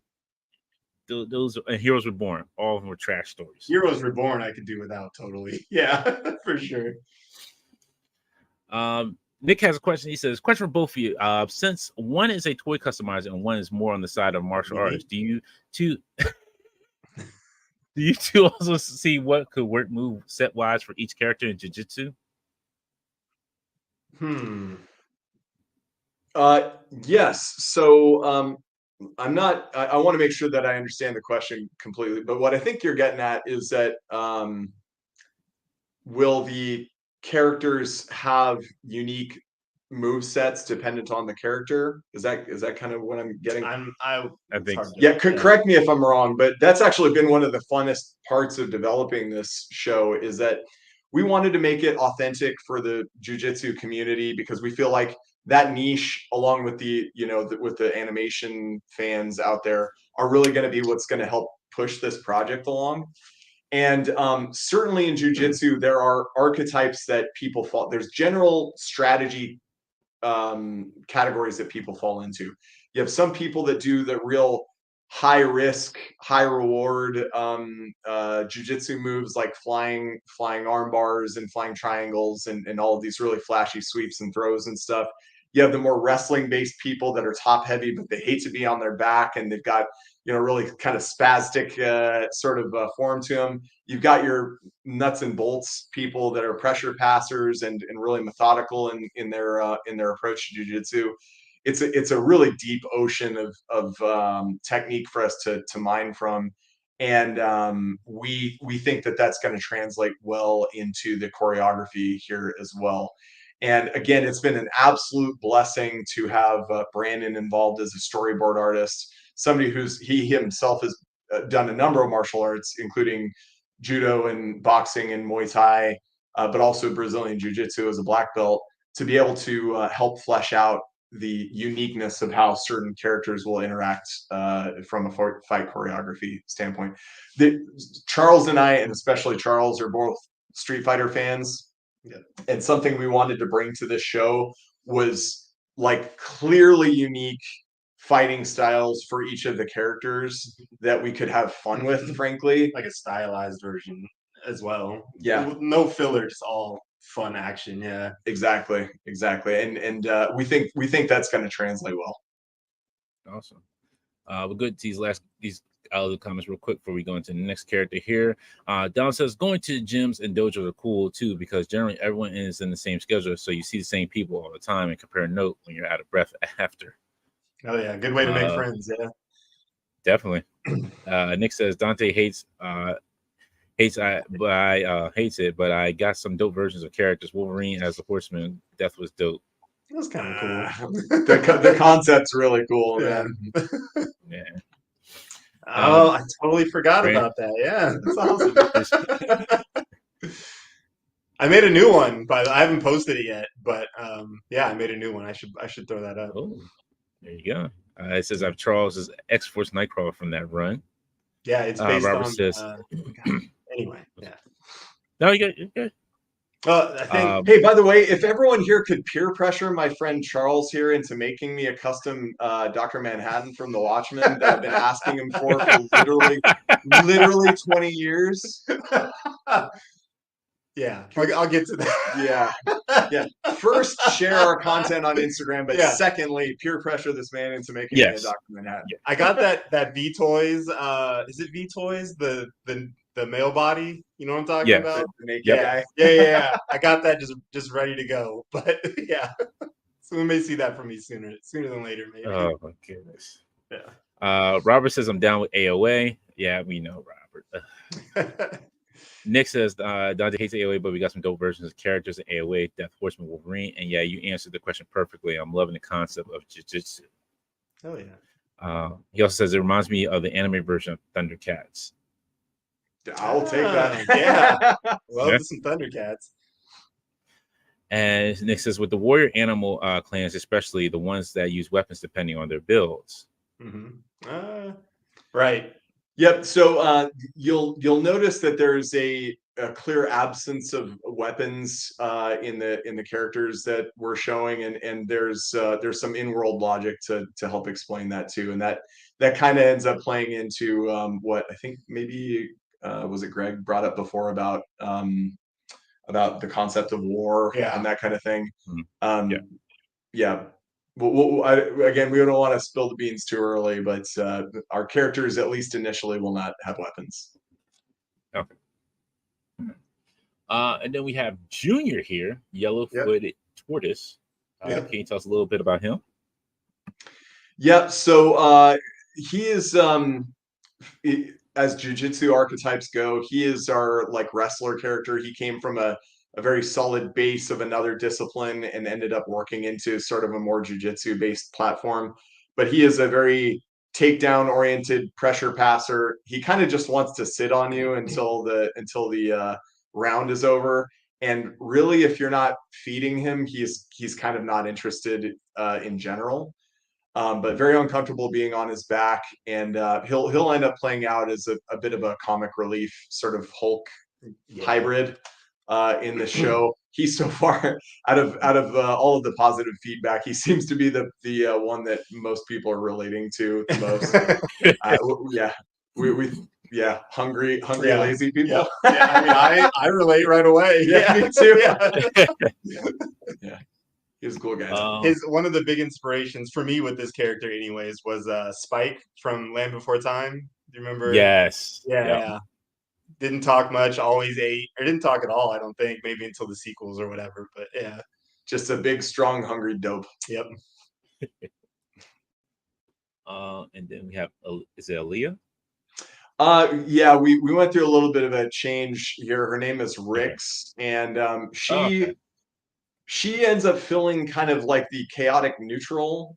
Would you say a chaotic neutral sort of character? She ends up aligning herself with Jalu and sort of the other anti-heroes. Yeah. But she really just wants to mix it up, and that's where a lot of the action is. But you can sort of think of her as Harley Quinn meets Wolf or something along those lines. Really energetic character with a really acrobatic fighting style that whose intentions are very hard to define. So you know what? This almost reminds me of like a hyena too. Like you can also go that way with hyena. We talked about that. This main wolf character just anthropomorphizing it kind of makes it look like a hyena. We're trying to think of maybe a way to redesign her a little bit potentially, but yeah, I get the hyena vibe as well. Yeah, one thing we were looking to do, since this takes place in a version of Brazil, we wanted to again pay homage to the roots of the sport. All of the majority of the animals that you see are native to Brazil, including the maned wolf, which happens to look a lot like a hyena. Yeah, especially when anthropomorphized, yeah. Unfortunately. Yeah. Let's see. Of all the animals, yo, I did not expect this way. A capybara? Hell yeah. Yes, his name is Kid Capybara, and he's your for you Rey Mysterio fans out there, that he probably fits that need. But he's like a big giant macho man wrapped into a tiny unassuming package, and he's never had a bad day in his life. He's never felt 1 ounce of doubt in his life. Affected, yeah. even if that's not earned sometimes. And ends up filling kind of a vital transitionary role in Nori's journey here. oh yeah, you see my brother. That's exactly the vibe we're going for. That's so funny. Like, oh yeah, look at that. Oh yeah. What's Yeah. day? Wear a mask so you can't see my face. I think we got a voice talent right here for Kid Cappy. How you feeling about that? Yeah, I'll do it. I'll right, do it. my man. If that's what I'm Dante, looking for, I'm like, yeah, I will do it. I'll be like, yo. I'm like, all right. Dante, when did you get into pro wrestling? How old were you when you were into it? Oh man. Since I was a kid. My cousin actually got me into pro wrestling because he was watching, like, I forget, like, when he was watching, I don't know if he was watching at his house or my house, and he was like, hey, look, like this is great. Like, first time seeing Hulk Hogan, and I was a big Ultimate Warrior fan as a kid. Oh, Ultimate Warrior was my dude, man. Yeah, because he had that hypeness. He's like, dude, he come running down the ring like, yeah, that's the kind of hype I want wrestling. Yeah, exactly, man. Check the ropes. Yeah, I used to have the little armbands and stuff as a kid, man. That's awesome. And they tell you not to do it. Like, don't practice these moves. Me and my cousin be practicing doing the moves, jumping like, off the bed and shit. Yeah, exactly. Yeah. And it was so even funny. Well, it was even worse because, like, I lived in an apartment. Like, I would come up, so like we were on the ground floor, so there was concrete. It was like a little mesh of a rug and then full concrete. So when you're flying off the top rope, yeah, you're hitting like straight concrete. Like, you're actually hitting it like almost like a wrestling ring, like that little plywood there. You got a little bit of mat, and then it's like number plywood. That's all you're hitting. Oof. Yeah, that's rough. Yeah. So like that was my version of wrestling growing up, right? Like honestly, what I wanted to do when I grew up was be a pro wrestler. I was a big Legion of Doom fan and Ultimate Warrior fan, of course, Hulk Hogan and some of the others. And it wasn't until my dad took me to like an actual wrestling event at Alameda High School where I was like, he was like, so this is what wrestling actually is. And I was like, what the heck is this? Yeah. This is so boring. And that's basically where Kid Cappy is when we find him in life. He's all flair, limited substance, and skill. Yeah. That's just kind of mix him up with like a little bit Ric Flair, a little bit Macho Man. Oh yeah, you can't stop this digging fool. Yeah, you nailed it, man. For any wrestling fans out there, there's a lot of fan service for sure. Yep. Coming off the top rope and hit you with the elbow, the Cappy elbow. You're entering Cosby territory there a little bit, just a little bit. Yeah, he's like, I'm going to top off the top rope with the pudding pop. And then I'm going to give you a pudding pop. And then you're going to be like, that's funny, man. Bart asks, does he eat Slim Jims? Bart, if we can get licensing for Slim Jims, maybe. Oh yeah, that would be amazing. What's even funnier, they got a new Slim Jim commercial that they premiered on the last pay-per-view, and it has like the old school Macho Man doing a Slim Jim commercial, but it's got the newer wrestlers with it as well. So it was like, man, this is not the same, right? Yeah, it's at like, least they didn't like kind of feel it. I am in there. Man. Let's see. Greg says for Dr. Manhattan, easy as hell. Yeah, McFarlane, Batman, elect, swap head, and paint it blue. Go for it, Greg. That's all you got this. Hey, Dante, we skipped over somebody that I wanted to point out here. Can you scroll up just a bit? Somebody mentioned that they love the character design, which is awesome, and they said the story is okay. Oh, I think he's talking about AOA. He's not talking about there you go. Oh, gotcha. Oh, okay. Yeah, story's okay. Yeah. Yeah, no. Johnny was talking about shit. Nah, he's talking about AOA. He was about to hold up. No. That's not where I was at all. You know, we frankly, criticism is it's an integral part of this process for us. We don't want to put anything out there that doesn't match our expectations, our high expectations, or the expectations of people who might be watching this. Yep. We recognize, like, God, man, there's so much freaking content out there. Like, you can't even keep track of it all. And we wouldn't want to produce anything that isn't worthy of people's attention. So if you were speaking about us, sounds like maybe that's not the case, but if you were speaking about us, rest assured, man, we're doing every bit of due diligence to produce an awesome show that everybody should be able to enjoy. Yeah, I think because what you guys have said so far, it sounds like you're off to a great start. It's just once he gets ramped up and going, it's going to really, it's going to probably happen so fast that by a blink of an eye, it'll be like, hey, we're premiering on like Netflix, or hey, we're playing on like Cartoon Network somewhere. Hell yeah. Johnny says, will this Dr. Manhattan custom be wearing the Speedo or a visible blue package? Ooh, that is a great question. We're going Speedo. Well, That's the definitive. I don't.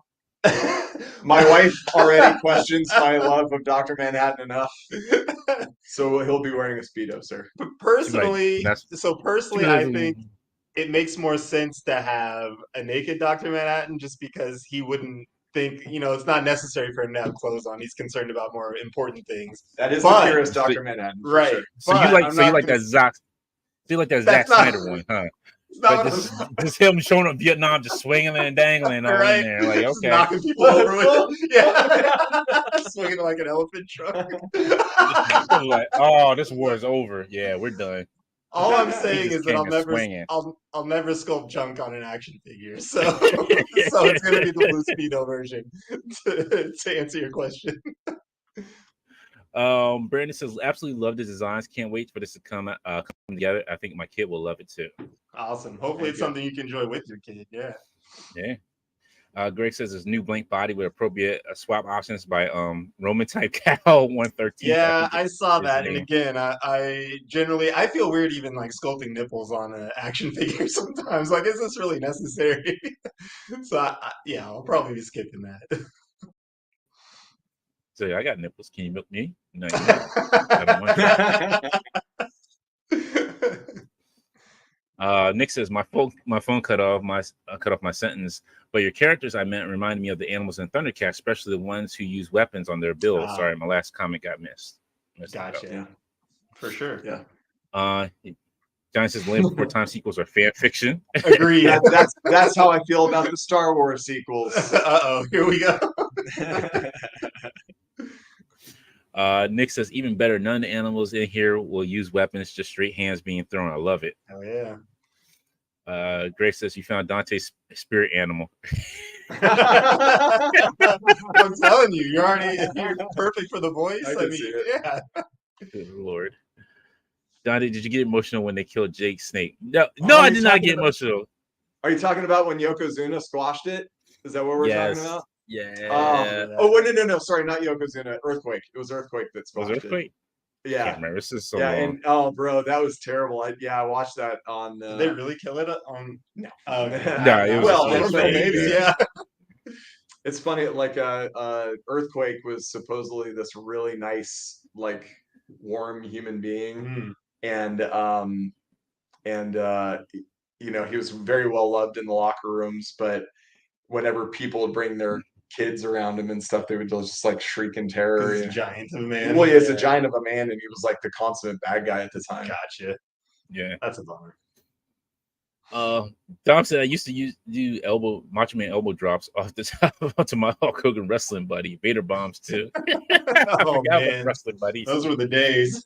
Yeah, my poor little brother was a recipient of a lot of that stuff. Mario, if you're listening, I love you, man. I'm sorry. Oh, here comes Greg starting trouble More again. AOA. Oh, Joe Mad's art was good in AOA at least. Joe Mad, I love Joe Mad. Don't get me wrong. I love his work. Joe Mad's awesome. He is. I met him one time only. Oh wow! And I never seen him at a convention ever again. And it was right after. It was when it was still called Wizard World Chicago, like Wizard World, and he was at the Chicago one. This was like the early, I want to say like 2010, 2011.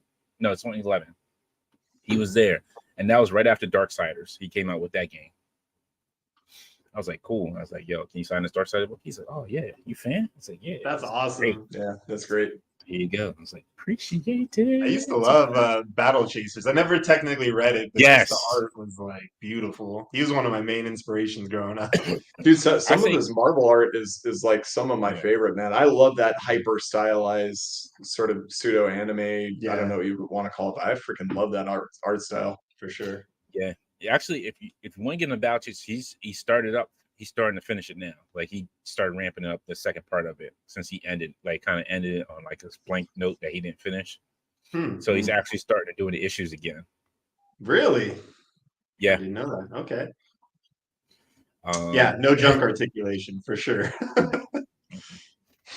Bart says, "Be careful of drawing camel." What does he have articulation in his forearm? We're talking about the junk. Oh, okay. Yeah. No, that is. You want to call it a forearm? He's talking about that. Even out. Yeah, exactly.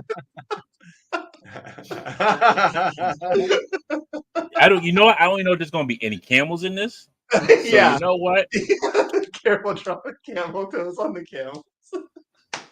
It's fair advice. Bart, I'm sure we don't know what you're talking about. Yeah, what do you mean? Don't elaborate. It's okay. This says Joe Matt's a goat. Yeah. Yep. Joe Matt For is real. a goat. Yeah. Who is the goat? What, like art-wise? Comic art. Oh man, it has to be Jim Lee, right? So yeah, it's gonna be Jim Lee. Yeah, because he's like the most notable that anybody knows offhand. Maybe hot take. I prefer McFarlane. Yeah, over. McFarlane's a good one too. Yeah. But there's so many good. Yeah. J. Scott Campbell had me because of my adolescence and very. Yeah. Right. Danger Girl. And, Gen 13. Yeah. Yeah. They be up there. Like, I mean, there's a lot of them. And then we got Clara here. It says a tinker with mystic sensibilities. Set us out. Yeah, she's gonna go through maybe a slight redesign as well. Yeah, we've rewritten the pilot a few times now just to make sure that it was again, something that was worthy of your time, and so she's going through a redesign. We kind of originally had her penned out to be a bit of like a mother type character, but we found a much darker element to her. But she, again, without giving too much away, she ends up encountering Nori at a very critical time in his life on journey. land. Yeah, and her intentions are unsure. Yep. And yes, she is something of a scientist. Yeah. A lot of the things in this world are real primitive. It's again, humanity is just kind of blinked out of existence, and there's not really industry anymore. There's not like manufacturing or anything along those lines, and so most characters kind of fall into that like hunter-gatherer sort of or farmer kind of style of living, and very few characters, Clara is one of them, are seem to have tapped into something deeper than that, where she's got kind of a more scientific sort of mystical Tinkerer. Mystical. Okay. Let's see. Oh, Marcos. Yeah, this is one of my favorites besides Jalu. The bad guys, man. Yeah, all the bad guys, and that goes true for a lot of things. All the bad guy designs are usually the most appealing. But yeah, Marcos, he's like it's part of the anti-hero squad, and he also has kind of a tragic backstory. But yeah, there's going to be kind of maybe two versions of him. One a bit smaller and then one bigger. I don't know if we want to give away why exactly, but don't give away too much. Yeah, exactly. We'll leave it at that. Yeah, he ends up kind of serving as Jalu's de facto number 2 and really living in Jalu's shadow, and it's clear he feels like he's indebted to him for some reason, and we'll discover why over the course of the season. But I think for anybody who's ever actually been the victim of bullying in the past, and I'm willing to bet there's more than a few listening to your show right now that can count themselves in that number. This particular character is going to ring really true. Nice. Okay. Oh, we got some more. Is it Victoria? Yep. Victoria. Yep. So Victoria is she amongst all of the goodies is somebody who is a no nonsense, hardcore practitioner, wastes no time, is extremely serious about her developments in the sport and as a combatant. but her achievements are often overlooked because of her looks, and that's really frustrating to her. She's somebody who's done everything in her life to earn things based on merit, and doesn't seem to be getting the attention that she needs for it. And we were really deliberate about the design of the characters of a lot of our female characters. We didn't want them to come across as caricatures. We wanted there to be authenticity, some substance. Yeah. Yeah, and Kira Gracie, for instance, is somebody who falls into this sort of archetype where she is, by any objective measure, is an attractive person, but she is also a like many time over world champion and an absolute icon in jiu-jitsu. And for some reason, that basic fact of these things that she has put all this blood, sweat, and tears into from a competitive standpoint seems to be overshadowed by the fact that she just happens to be an attractive person. And I've trained with people like that too. We one of the goals of this show is we wanted anybody who has ever touched jujitsu in any way to be able to see some version of themselves on screen. And Vittoria certainly fills a critical role there. Oh, Bart. You're just not listening to G.I. Joe reference. He's a zero military character. That's a Hulk. Yeah, see what I did there? G.I. Joe reference. I don't know enough about G.I. Joe. Yeah, the birds. Well, yeah. So birds again are not very smart, Bart. Smart Bart. Smart Bart. Oh, okay. So he does kind of put this one out there. We need a road runner that's a stoner who doesn't run fast. How funny is that? Man, that's pretty great. Yeah. I don't know how that worked in a kids show though, but yeah, about to be substituted with something else. Some other substance. Yeah, Greg's got it. Birds are wild, devolved animals. There's some crude intelligence there, but not like we would recognize it. Not sentience, not conversational. It's very much more like kind of an alpha beta sort of dynamic mentality, kind of. Yeah. Yeah. So, you know what? Real quick too. Before we hop into the next character, what about the insects in the world? Do they play a part in this too, or is it just like the main animals? Like, do you have like spiders? Insects are animals that we would fall into like a lower intelligence category, and they're food basically. Okay, I was just curious because like, what about like an iguana? Would that still fall in like the food, or is that kind of like an animal? Yeah, we had the same discussion. Is where do we draw the line on what's sentient and what isn't? And lizards came up, and we were like, huh. I don't really know what to do about that. Yeah. So, yeah, we actually had it. We were like, well, maybe we need to axe the reptiles in our show, and we're like, nah, Helio needs to be a snake. Yeah. So, reptiles are basically the absolute base level of intelligence to be able to survive in this world, and they are like when you guys see Junior, for instance, the turtle character on screen, it's clear that while he is sentient, it's like a base sentience. Okay. And the more developed the animals are, like your octopus, your monkey, your type characters have a higher level of intelligence attributed to them. So that means I won't be seeing talking gator anytime soon. Gotcha. Talking gator? It's possible. It's pretty cool. I don't know. Well, I'm just thinking like from like the old like the Disney movie with Robin Hood, with King John was like a lion, and that was a snake, wasn't it? There's also there's a alligator. Are they the guards? Yeah. Oh, okay. Yes. Yeah, that's right. Yeah, and then you had King John, the lion, and you had the snake. That's a great movie. It is good. Early Disney, man. The anthropomorphization is just so good. Spot on. So we got Samuel, the giant otter here. Yeah, so Samuel, in jiu-jitsu, for anybody who's done jiu-jitsu before, there are certain people who really, really get into the lore and the deep roots of jiu-jitsu and like develop almost like a scholarly fascination with it.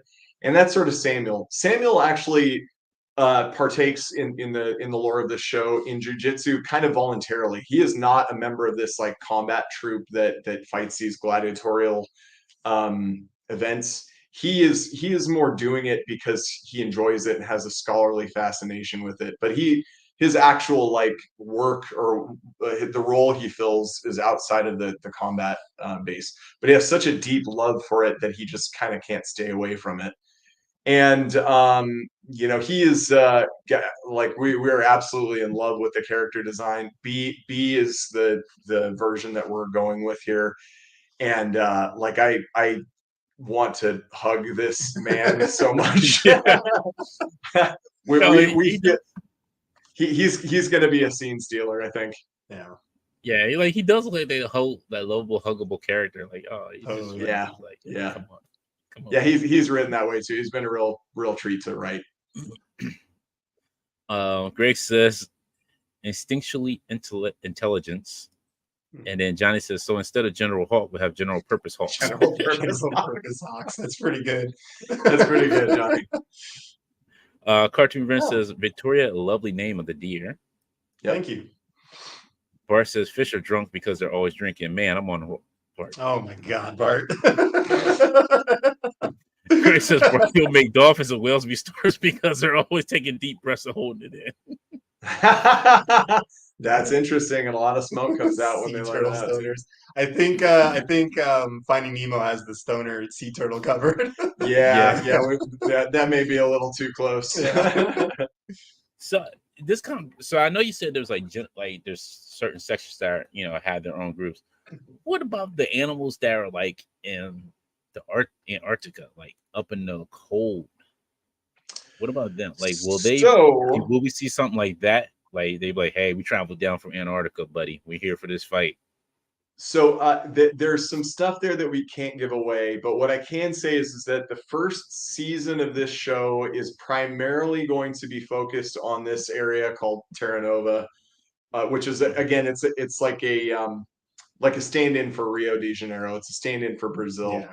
And so the animals that we're going to see are, for the most part, going to be Brazilian. And for the animals that aren't Brazilian, there's going to be a very clear explanation as far as why they're there and how they got there. Yeah. Yep. And beyond season 1, yeah. maybe so, sir. Maybe so. Maybe we will see those characters. Nice. It's the polar bear coming in and wrecking shop. That would be awesome to see. Yep. That would be awesome to see. Oh man, that was last game. We did that just at the nick of time. Nice. Beautiful.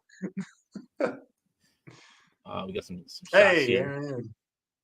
Pretending like I don't know, I'm getting a picture taken of me. That's Charles having clearly better handwriting than I do. I don't know about that. Well, that's Charles actually chopping it up there. There we go. Right. Yep. There's us working on our story arcs for the seasons. Yeah. Nice. Or for the first season. Yeah, for the first season. Yeah. But if you're interested, go follow these fine gentlemen at Jitzooshow on Instagram, please. And then the website, jit-zoo.com. Follow them. Links will be posted in the description as well.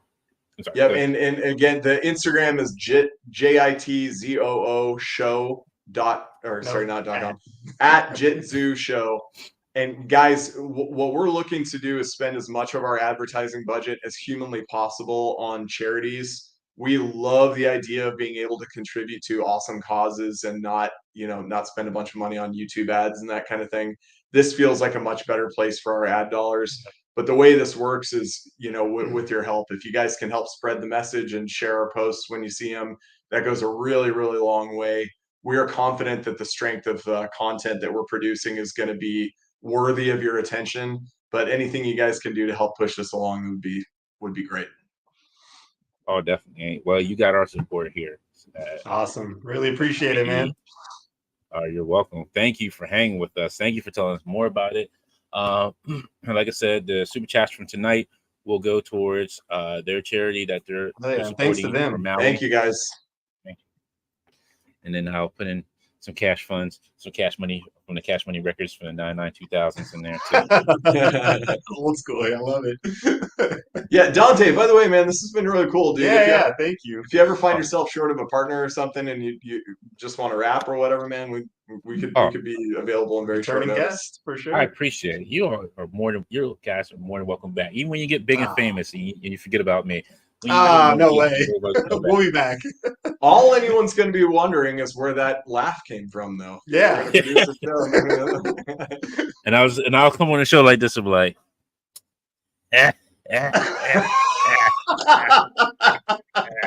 love it. Your boys got credits on the show. The laugh. They're like, what is he talking about? But Brent says, wish you guys ton of luck. I'll be following closely. Brent. And then Bart says, can you do a giraffe based on me? I'm 6'6". You're a very tall man. Very tall, yeah. Yeah. Hey Bart, tell you what, man, help us get past season 1 and then we'll see. We'll talk. Bart the giraffe. Yeah. he just comes and start chopping like with his neck. It's got to be hitting full. There's going to be a lot of headbutts. Yeah, for sure. He throws hooves at you. Like, he throws a hoof, man. Like, come on. All right, gentlemen. Any other place where everybody can find you besides Jitzooshow on Instagram? Yeah, Facebook, same thing. Jitzooshow. YouTube, Jitzooshow. Instagram is kind of where we're putting the bulk of our effort, and that should be seen as kind of like the hub of the content. But we're working with a web team to get a website put together with a mailing list and everything, so people can be notified of all of the developments right now. Yeah. But yeah, if everyone can follow us at Jitzooshow on Instagram, that'd be a huge help.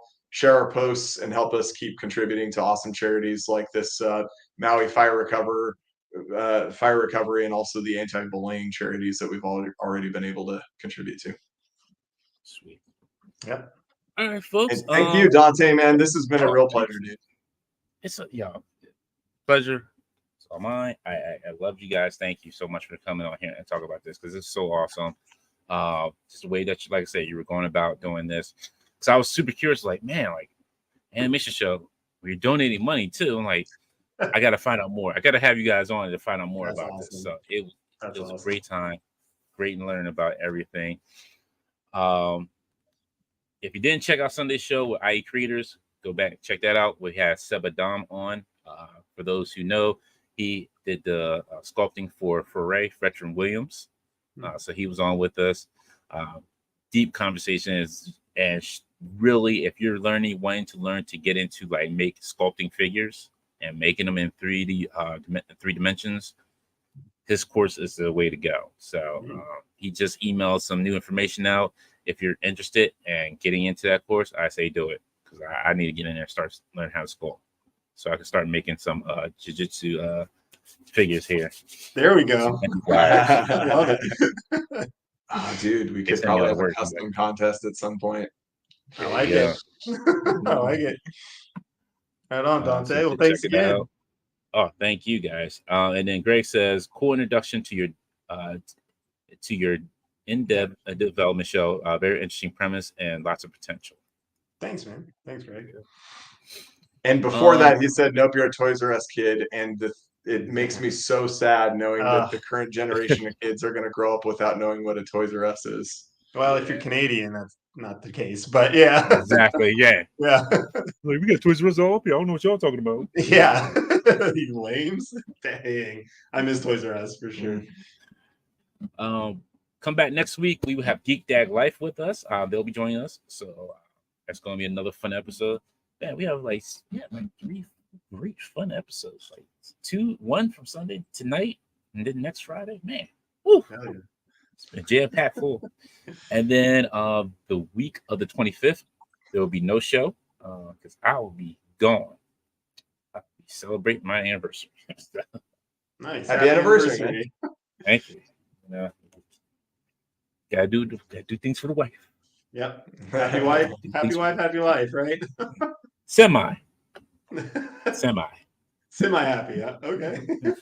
Well, I can't say things I want to say. For anybody married here, I mean, our wives put up with a bunch of adult men playing with toys. So, who are we? Yeah.